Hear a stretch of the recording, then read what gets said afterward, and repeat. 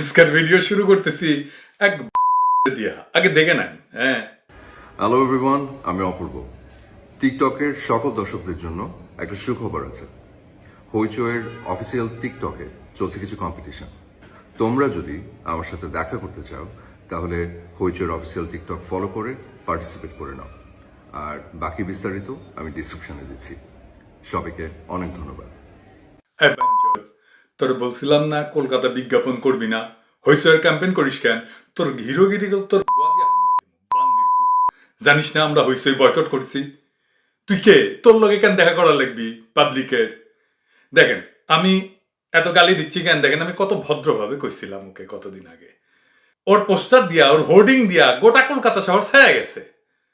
ও কইছিলাম, ভালো করে কইছিলাম যে এই কাজটা করবে না এবং ইন্ডিয়ান কোনো পণ্যের বিজ্ঞাপন করবে না। ওরা যেটি দেখবেন ইউটিউবে, যে নাটকে দেখবেন সেটি যে ওরা নেগেটিভ রেটিং দিবেন। এইগুলো তো দুই জেনারেশনের যাওরা, তাই ভালো করে কথা কইলে গায়ে লাগে না। টাকা পয়সা তো ভালোই কামাইছু, তারপরে কলকাতা লাগে কেন? হোগা চাইতে বাচ্চা থাকে লাগবি। তোরা সাইজ করা হবে, মাইন্ড ইট। তোর আস্পর্দা আমরা মনে রাখবো। তোর সারদা একাডেমির ঘোড়া দিয়া তোর হাসিনা জয় বাংলা হইলে আর ওটা লাইভ করবো। আমরা দেশ বাঁচানোর একটা মরণপণ লড়াই করতেছি, আরে গুলো আছে ইন্ডিয়ার মিশন নিয়ে। আমার ক্ষুদ্র ভ্রাতার ভগ্নীদের পারমিশন দিলাম, ওর সোশ্যাল মিডিয়া প্ল্যাটফর্ম যেটি যেটি আছে, ওই টুইটার ফেসবুক টেসবুক যা যা যেটি আছে, ইউটিউব যেটি যেটি আছে, ওই যেন বন্ধ করে দিতে বাধ্য হয় সে ব্যবস্থা করবেন। আর এটা সাহেব ওটা জাউরা খেতাব দেন, ঠকাশ কইরা আর একবার দেন, দুইবার দেন, আর একবার দেন, তিনবার দেন, আরো একটা মারেন। এই চান্সে বলে রাখি যে মা যাবেন আছে না, তুমিও শুনো, এই শুনে রাখো মাইয়া, তুমি শুনে রাখো, তুমি প্যারাসুটের বিজ্ঞাপন করিস না, একই রকম ক্যাম্পেইন। মায়া মানুষের জন্য কিছু কই নাই, এখনো কিছু কইলাম না। আর কিন্তু নেক্সট টাইম এই হিরোইনগিরি করলে হান্দাই দেবো ইন্ডিয়ান পণ্যের বিজ্ঞাপন করলে। যাই হোক, এবার ওকে মাদারে মাফিয়ারে নিয়ে একটু আলাপ করি, আসেন। বনে জঙ্গলে হাটে মাঠে ঘাড়ে যখন কোনো জন্তু জানোয়ার মারা যায় তখন শকুন গন্ধ পেয়ে আকাশে চক্কর দিতে থাকে। মাটিতে নেইমা তারা মৃত প্রাণীর চারিদিকে ঘোরাঘুরি করে প্রথমে নিশ্চিত হয় যে প্রাণীটা মারা গেছে। তারপরে তারা তাদের তীক্ষ্ণ ঠোঁট দিয়া খোসাইয়া হাড্ডি বাদে বাকি মরদেহ পরম উৎসাহে খাইয়া ফেলে। মৃতদেহের রক্ত এবং প্রোটিনের সাথে ব্যাকটেরিয়ার রিয়াকশনের কারণে এক ধরনের বিশেষ গন্ধের উৎপত্তি হয় সালফারের। ওই সালফারের তীব্র গন্ধ শিকা শকুন মরা পশু প্রাণী খুঁজে নেয়। বাংলার আকাশে এখন শকুনের ওড়াউড়ি শুরু হয়েছে। সেই শকুন কারা? এইগুলো হইল পাওনাদার শকুন। কোনো ব্যক্তির বা কোনো প্রতিষ্ঠানের বা দেশের আর্থিক অবস্থা ব্যাপক অবনতি হইলে তাদের কাছ থেকে যারা টাকা পয়সা পায় তারা আশঙ্কার মধ্যে পড়ে যায় যে ওই ব্যক্তি বা প্রতিষ্ঠান অথবা দেশ হয়তো তাদের বকেয়া টাকা আর ফেরত দিতে পারবে না। বাংলাদেশেরও এখন সে অবস্থা হয়েছে। তাই বকেয়া টাকার টাকাটা দিতে প্রথম আসছিল আমেরিকার ডোনাল্ড লু। আমরা কই নাই, সালমান এফ রহমানি কইছে যে টাকা পয়সা কবে দিবে সেইটা জানতে চাইছে। তারপরে পিটার হাস বাংলাদেশ ব্যাংকে যে হিসাব করে আসছে যে টাকা আসলে দিবার পারবে কিনা। তার কয়েকদিন পর হাজির হইল আদানি, এই আশঙ্কায় যে আমেরিকানরা তো দিল্লির দাসী, অবৈধ দখলদারি, খুনি, ফ্যাসিস্ট, এই বাজাইটা মাতারির গলা চিপা ধইরা তার পাওনা টাকা আদায় করে ছাড়বে। কারণ ঋণ পরিশোধের সক্ষমতা কমিছে। যে দেখেন মাথাপিছু বিদেশি ঋণ 70% বাড়িছে। এরপর হয়তো পাওনা শোধ করার মতো অবস্থার মাতারির থাকবে না। শকুনের মতো তারা গন্ধ পাইছে যে বাংলাদেশের অর্থনীতি এখন মৃতপ্রায়। দেশের অর্থ ব্যবস্থা এবং বিশেষ করে ব্যাংক ব্যবস্থার একটা বড় অংশ ইতিমধ্যে মারা গেছে। ব্যাংকে গেলে টাকা পাওয়া যায় না। এই মরা লাশের সাথে রিয়াকশন করছে শূন্যের দিকে ধাবমান বৈদেশিক মুদ্রার রিজার্ভ এবং আন্তর্জাতিক রেটিং সংস্থা ফিচ কর্তৃক বাংলাদেশের অর্থনীতির রেটিং জাঙ্ক পর্যায়ে নামায় আনা। এই রিয়াকশনের ফলে যে সালফারের পাত জাতীয় দুর্গন্ধ বেরিয়েছে সেটা টের পাইয়া পাওনাদার শকুনেরা এখন বাংলার আকাশে উড়াউড়ি শুরু করেছে। এই অবস্থা কোন সময়ের সাথে মিলে জানেন? বর্তমান বাংলাদেশ তথা সাবেক পূর্ববঙ্গের মুসলিম জনগণ এককালে মহাজন নামের শকুনদের দিয়া প্রতিনিয়ত আক্রান্ত হইত। 1793 সালে ব্রিটিশ শাসনের সূচনা পর্বে লর্ড কর্নওয়ালিস সে দেশে প্রবর্তন করছিল চিরস্থায়ী বন্দোবস্ত। সেই ব্যবস্থার হাত ধইরা মহাজনদের ব্যাপক উত্থান ঘটে।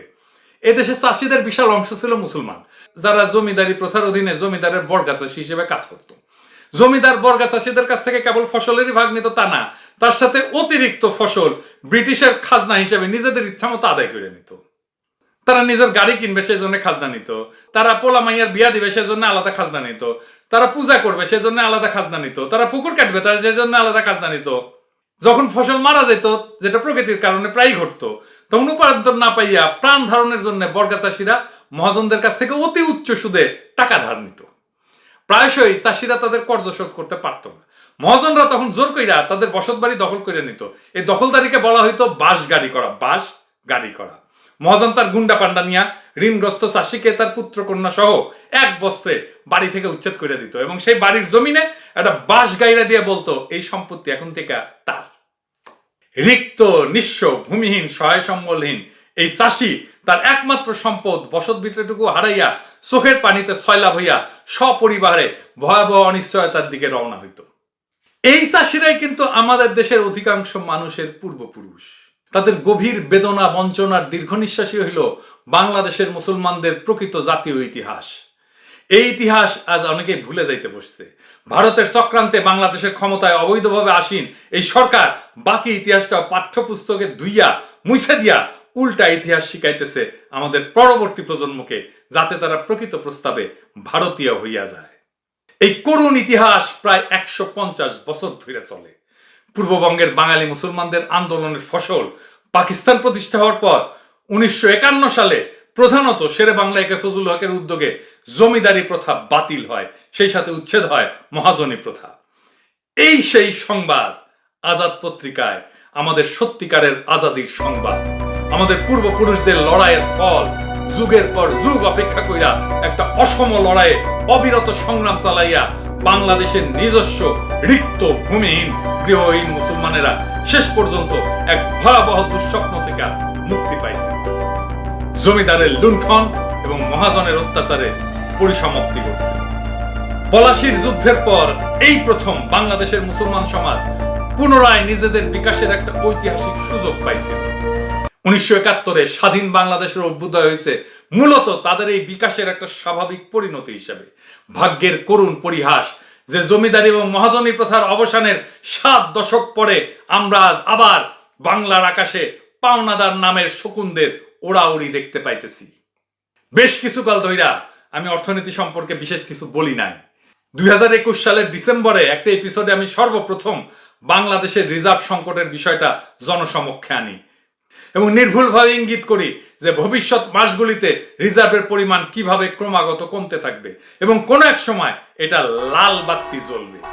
সেই সাথে বাংলাদেশের অর্থব্যবস্থা, বিশেষ করে ব্যাংকগুলোর কি দশা হবে সেটা আমি সঠিকভাবে প্রেডিক্ট করছিলাম। ফলে এই নিয়ে আমার বলার আর বেশি কিছু ছিল না। বর্তমানে প্রকৃত রিজার্ভ শূন্যের কাছাকাছি এসে দাঁড়াইছে। খাতা কলমে নিট রিজার্ভ হইল $13 বিলিয়ন।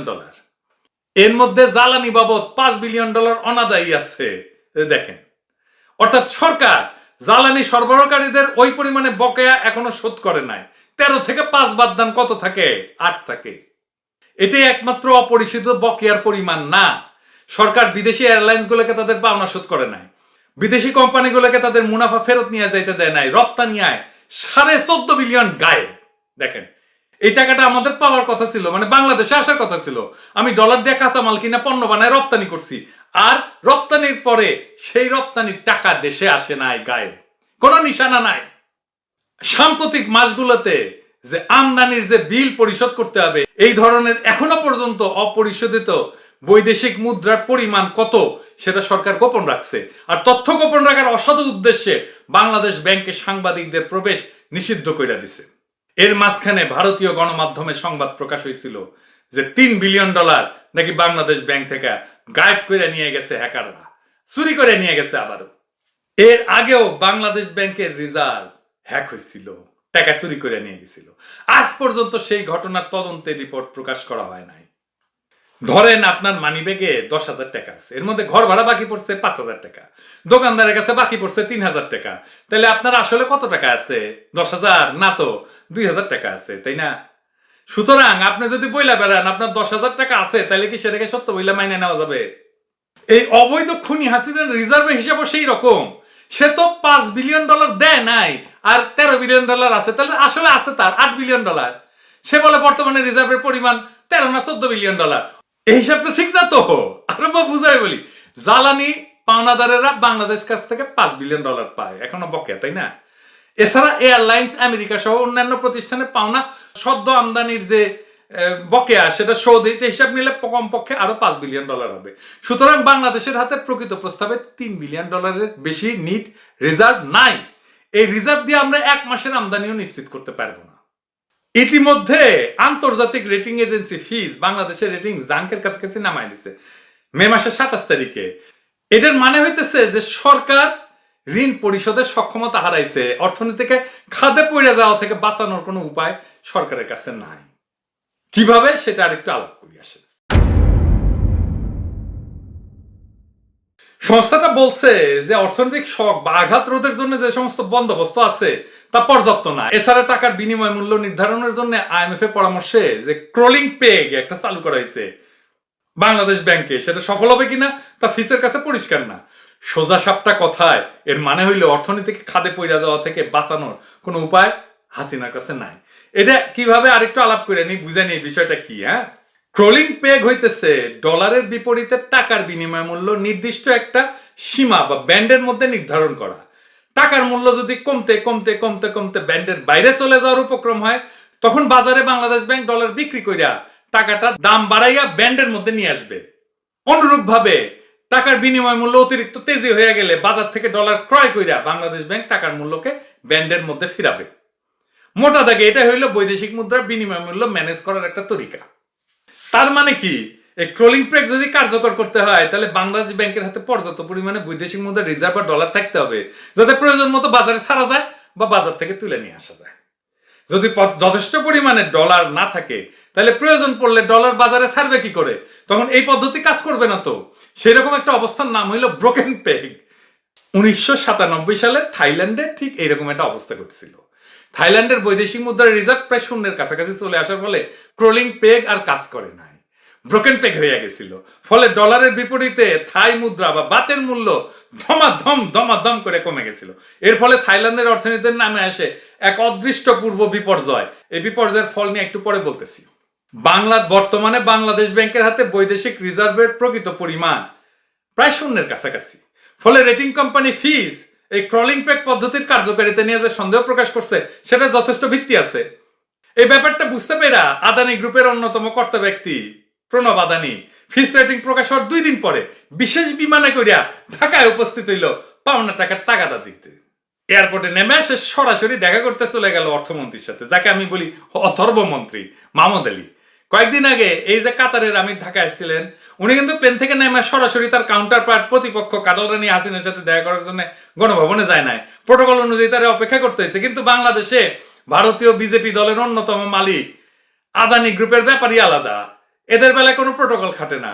অথর্বমন্ত্রী মাহমুদ আলী প্রণব আদানির ঝাড়ি খেয়া মিনমিন করে বলে পাওনা থাকলে শোধ দিতে হবে না, কিন্তু কি করে দিবে সেটা সে নিজেই জানে না। এখন কাটাল রানী পড়েছে সিপায়। আমেরিকান কোম্পানিগুলো বকেয়া টাকা শোধ দিলে আদানিকে দেওয়ার মতো টাকা তার হাতে থাকে না, আর আদানিকে দিলে আমেরিকাকে খালি হাতে ফিরিয়ে দিতে হয়। আর দুই পক্ষের একটাকেও যদি টাকা পরিশোধ করতে হয় তাহলে ফুটাফাটা যে রিজার্ভ আছে সেটাও শেষ হয়ে যায়। অবস্থা হইলে শ্যাম রাখি না কুল রাখি।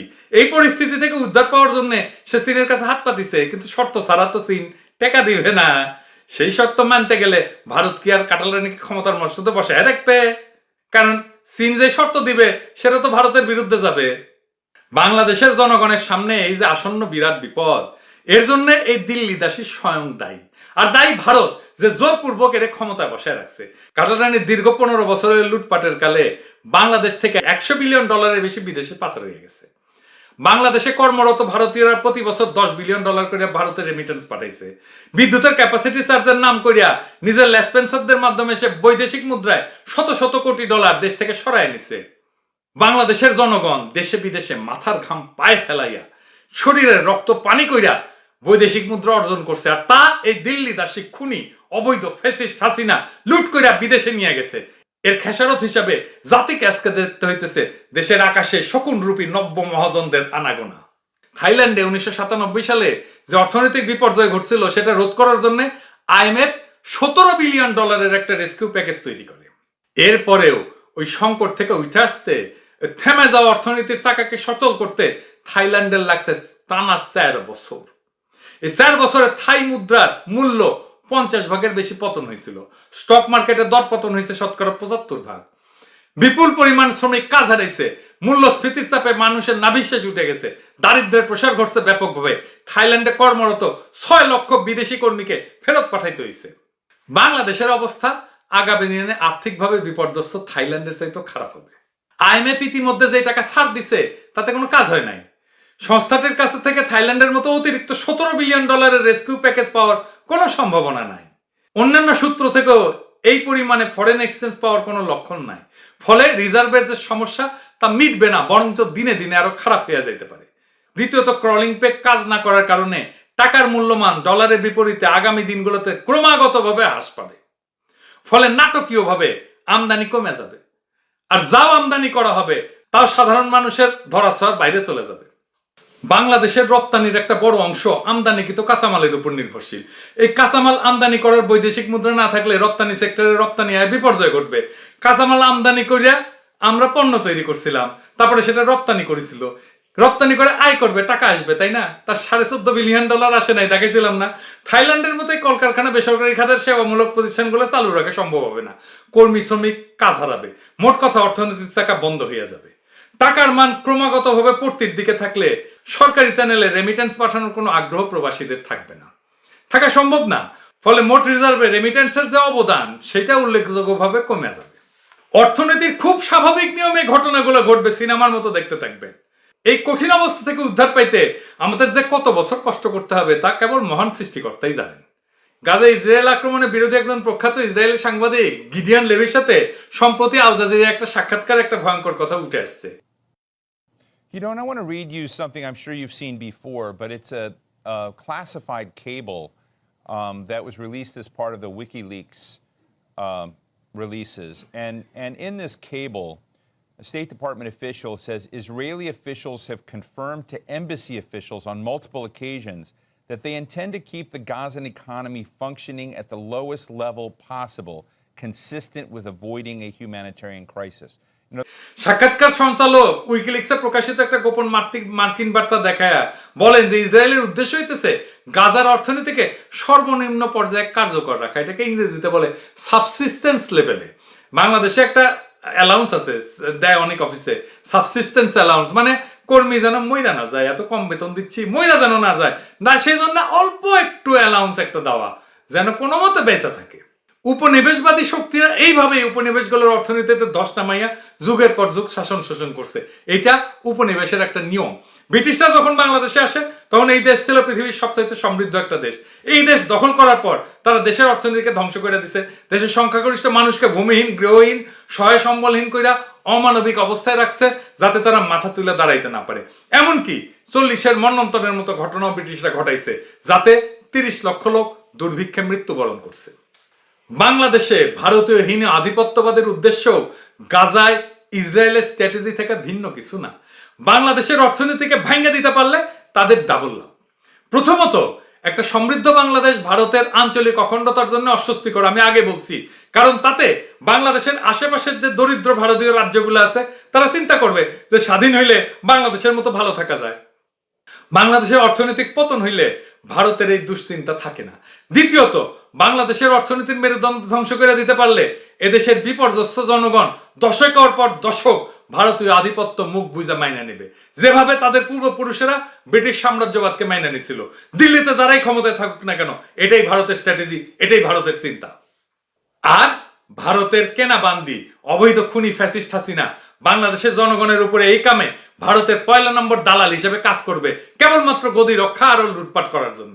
আমাদের ভুলে গেলে চলবে না যে তাকে 2008 সালে ক্ষমতা বসাইছিল ভারত, যখন কংগ্রেসের সরকার দিল্লির ক্ষমতায় ছিল। পরবর্তী বছরগুলোতে এই রাক্ষসে গায়ে গতরে ফুলে উঠছে বিজেপি সরকারের পূর্ণ সমর্থন পেয়া। সুতরাং দিল্লিতে ক্ষমতায় কারা থাকলো কারা গেল তাতে আমাদের কোনো কিছু যায় আসে না। দিল্লি এই দিল্লি দাসীকেই জোর কইরা বাংলাদেশের ক্ষমতায় রাখবে। এদেশের মানুষের প্রতি দিল্লি দাসীর কোনো মায়া দয়া নাই, আর তার সম্পূর্ণ আনুগত্য ভারতের প্রতি। ভারতকে আমাদের পবিত্র জমিন থেকে না হটাইলে বাংলাদেশের প্রধান এজেন্ট এই দিল্লির দাসীকেও হটানো যাবে না, লিখে রাখতে পারেন। আমাদের সামনে এখন দুইটা পথ খোলা। প্রথম পথ হইল আগামী দিনে অর্থনৈতিক বিপর্যয়ের মুখেও ভারতের বিরুদ্ধে আমাদের ন্যায্য লড়াই তীব্র থেকে তীব্রতর করা এবং এই প্রক্রিয়ায় বাংলাদেশ থেকে ভারতকে আউট করে দেওয়া। দ্বিতীয় পথ হইল বিনা বাক্য ব্যয় ভারতের আধিপত্য মাইনে নেওয়া এবং পুনরায় শতবর্ষের গোলামির জিনজির পড়া। আমরা জাতি হিসাবে প্রথম ধাপটা বাইসা নিছি। ভারতীয় পণ্যবর্জ্য আন্দোলনের মাধ্যমে বাংলাদেশের আকাশে উদ্যত ভারতীয় আধিপত্যবাদের ঘৃণ্য কালো হাত ভাঙ্গার টুকরা টুকরা করে দেওয়ার সংগ্রামের সূচনা করছি। সারা বাংলাদেশ এবং সারা বিশ্বে বাংলাদেশি প্রবাসী কমিউনিটিতে এই আন্দোলন দাবালনের মতো ছড়ায় পড়ছে। দেখেন কেমন চলতেছে আমাদের আন্দোলন।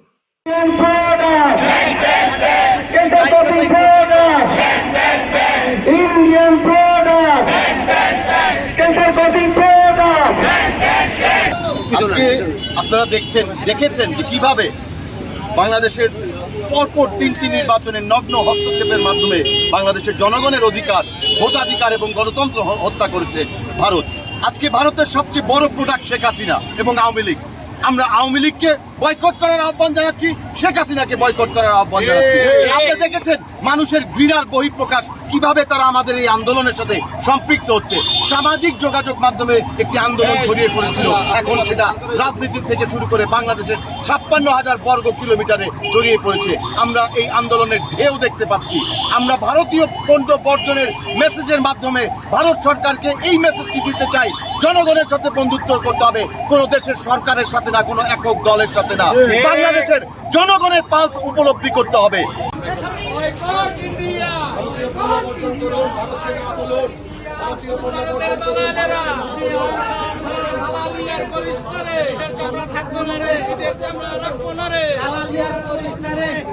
Puppets. And you are a killer. You are a killer. Why are you please record it.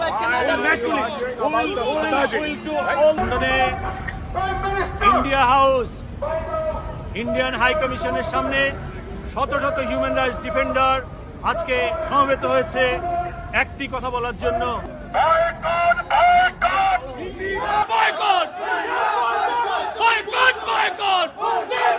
আমরা ইতিমধ্যে বুঝাই দিছি ভারতের কাছে স্যারেন্ডার করা আমাদের জন্য কোনো অপশন না, স্যারেন্ডার করার কোনো প্রশ্নই ওঠে না।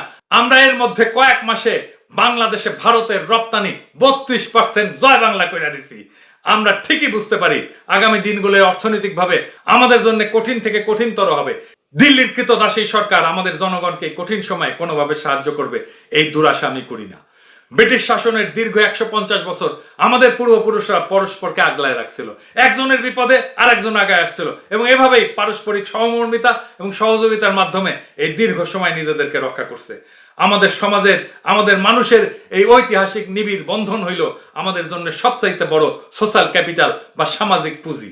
যে কোনো দুর্যোগে আমাদের জনগণের পারস্পরিক মমত্ববোধ এবং পরস্পরকে সাহায্য করার আকুতি আমাদেরকে এই সমস্ত সংকট থেকে উত্তরণে সবসময় ভূমিকা রাখছে। আমি গভীরভাবে বিশ্বাস করি আমাদের বিশাল সামাজিক পুঁজি বরাবরের মতোই আমাদের জনগণকে অত্যাসন্ন অর্থনৈতিক দুর্যোগ মোকাবেলায় নিশ্চিতভাবে সাহায্য করবে। এটার জন্য প্রস্তুতি রাখেন। শুনতে খারাপ লাগলেও এই অর্থনৈতিক দুর্যোগ আমাদের জাতীয় জীবনকে ব্যাপকভাবে বিপর্যস্ত করে দিতে পারে, এলোমেলো করে দিতে পারে আমাদের দৈনন্দিন জীবনকে।